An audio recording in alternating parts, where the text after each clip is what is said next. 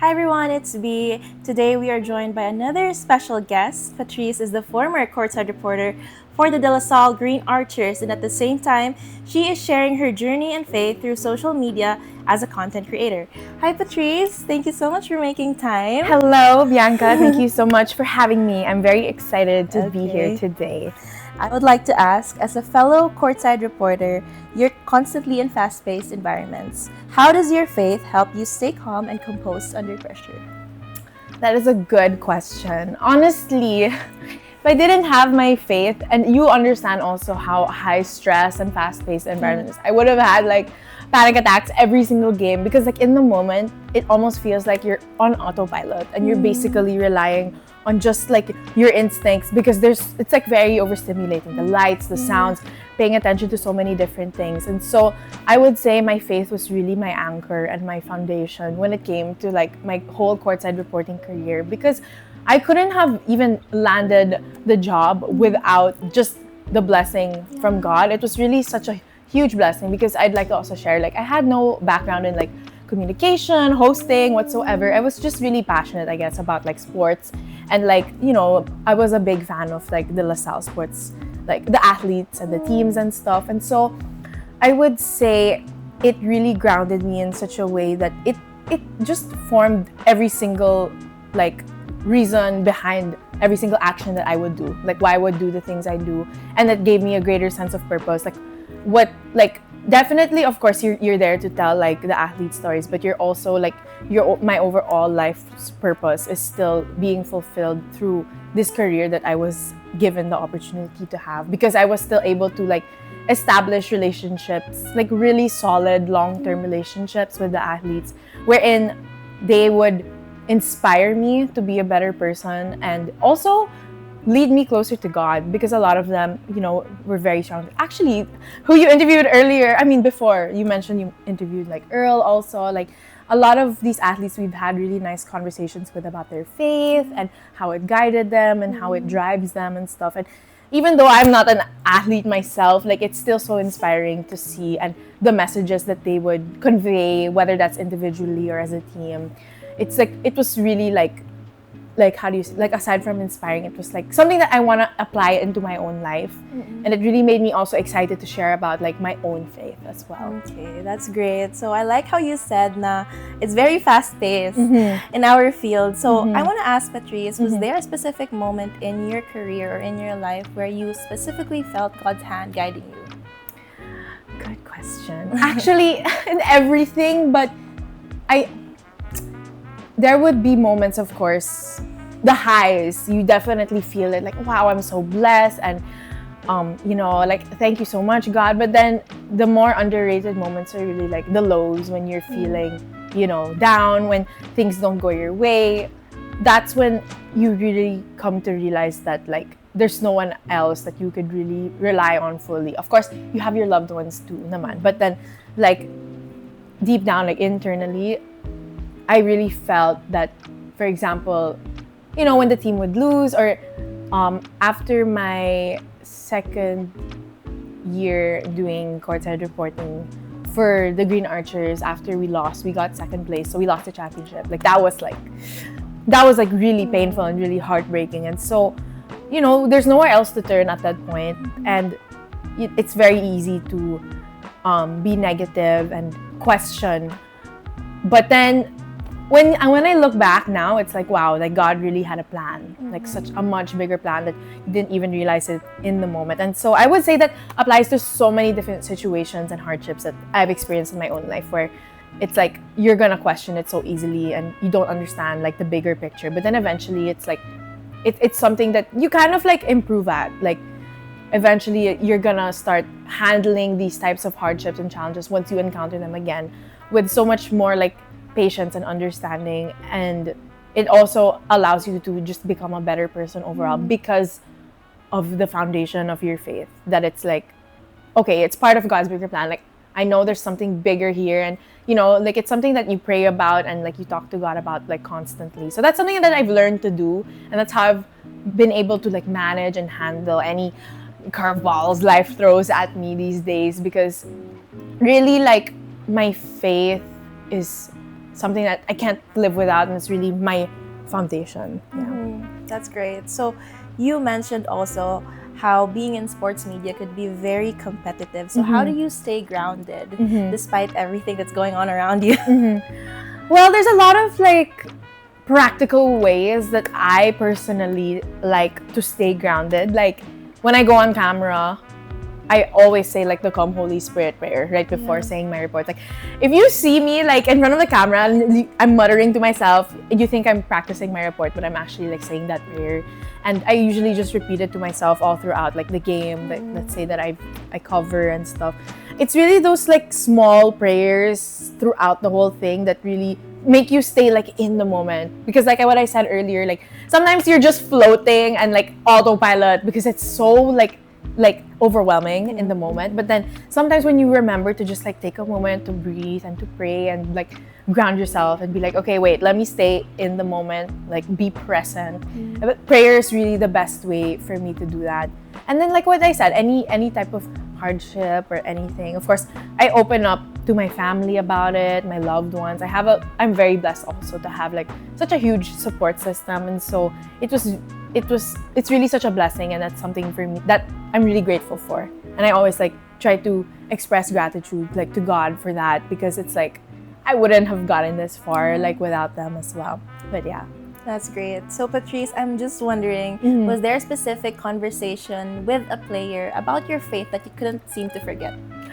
Wow, there were so many. Wait, it's funny because they're all recorded. So sometimes like I re-listen to the recordings and stuff, and it like it makes me so happy because like I can't pinpoint a specific conversation. Wait, I'm trying to remember. Like off the top of my head, maybe when like just like. Or maybe like hearing mass with the team, the basketball team, like before the games. I would say that's not a specific conversation per se, but like seeing how consistent they were, it was like really awe-inspiring. Like I'm like, wow, like a whole team, like they come together to hear mass before games. Like you don't really hear about that, and it was really nice to see and really such a blessing to witness also. And yeah, like seeing the players like do the readings and whatnot, like that was super nice to see as well. And regarding like the conversations, I think I can't pinpoint a specific time, but like whenever they would tell me about like their prayer life or growing in faith, like those were the best kinds of conversations, and it was so fruitful. Like we would get like so excited like all the time. I think I had a lot of conversations about faith with Earl. Like he's the current captain, right? Yeah. Like we'd always get so excited and so hyped up about like our prayer lives and God and like hearing mass and stuff. And he super inspired me also because of how like outspoken he is about his own faith. So that's something that I also am slowly learning to do myself as well. Yeah, that's great. So Patrice, as courtside reporters, we all have different ways to prepare before the game, right? As you mentioned, you said a prayer. Do you do any other rituals or preparations before games? How do I like to prepare? Well, I procrastinate the night before. I'm always practicing my reports. And maybe it's because like I don't want my family to hear me, so I wait for them to all be sleeping at night. Then I'm like doing it at like midnight or like 1 in the morning. Yeah. But then, of course, I definitely think that the best way to be confident is to be fully prepared. Like prepare in every single aspect, like cover all your bases. And so that means like really having like your baon reports ready and like just getting enough sleep also, because I notice when I'm puyat, it's like I can't read like my reports. Like I don't know, I forget how to read. It's so bad. So I really try to avoid that and just really take care of my health, like physical health. And also like just I don't know about other courtside reporters, but I do my makeup myself. So in the 2 seasons I was right, girl. In the 2 seasons I reported for the UAAP on the way, in the car ride on the way, because usually it's because I live in like Parañaque, so it's like imagine going to Araneta, so I have a long time in the car, so it's like an hour, and so I do my makeup in the car, and it's my way also to like get ready and like ground myself and like be my most confident self because I know I'm like fully prepared and stuff. So I like doing my makeup before, and then we usually pray the rosary also like on the car ride on the way because my family and we always do like every day. That's something, family that prays together stays together. So like I'm gonna like veer a little bit towards that. I'm also super blessed because like I grew up in a very Catholic household, so it's been something like prayer has really been embedded in our like family culture, and it's something that we really try to do all together like every single day, and it's really like it really made our family super close. Like I'm so close to like my 4 siblings, my parents. Like I can go to them for anything, and like they're my biggest support system. And then going back to like how I would prepare for games, well, and then there's also like rehearsing, right, when you get to like the broad room, getting your hair done, and then like I don't really try to like, I just stay on my own and just like sometimes I'll make chica, you know. I mean, I think you can tell. I'm a yapper. Yeah. So that's like how that's how I de-stress and just like enter the game my most like calm, chill self. And then prayers all throughout. I mean, I would always bring a rosary with me every single time, every single game. And then, well, now it's like compact. It's a bracelet now. Wow. It's like very convenient because it's like when you want to pray, you just like take it out and then you just pray. So cool. It's right. I will boodle you, girl. Please. Yeah. So yeah, that's how I would prepare. This was such a great talk with Patrice. I really loved all her insights and everything she shared. I hope you learned something. But last but not the least, I would like to ask you, girl, what advice would you give to the younger women who are watching, who want to enter sports media? Wow. Oh my God. I don't even know if I'm in a place to like give advice, but I would say, especially if you want to live out like your faith, I think the perfect embodiment of that is like Mama Mary. And like she is like obviously the perfect woman that we all as women we want to be like. And it's not attainable to be that perfect, but of course like it starts with like the little things, the small habits, the small actions, the way you talk.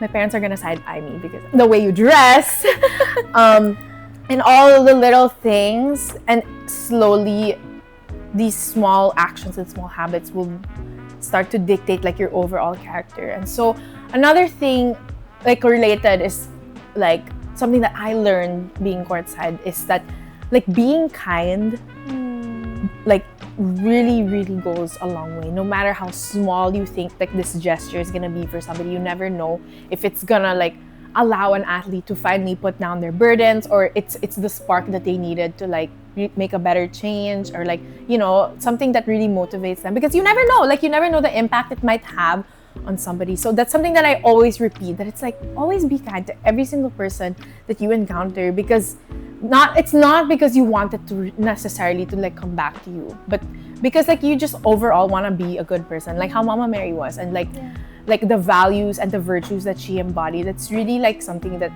it's really like the perfect example of the perfect woman that all of us women want to strive to become, like the mother of Christ. Like for sure she has all the values that you're gonna want to embody as a woman.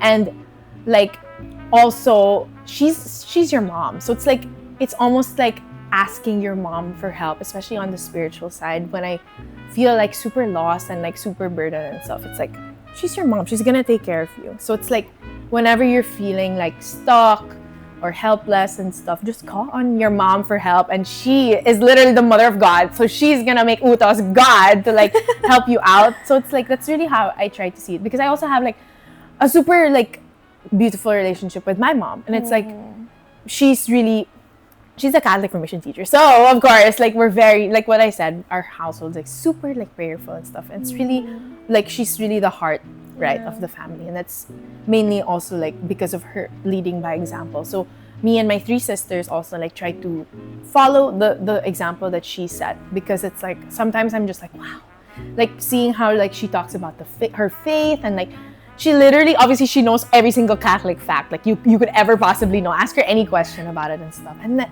it's just like that's really like my advice, just to really like try to be like Mama Mary. That's great. So I hope you guys learned something, picked up something, maybe a thing or two from this podcast. And I hope I'll see you again soon. Bye!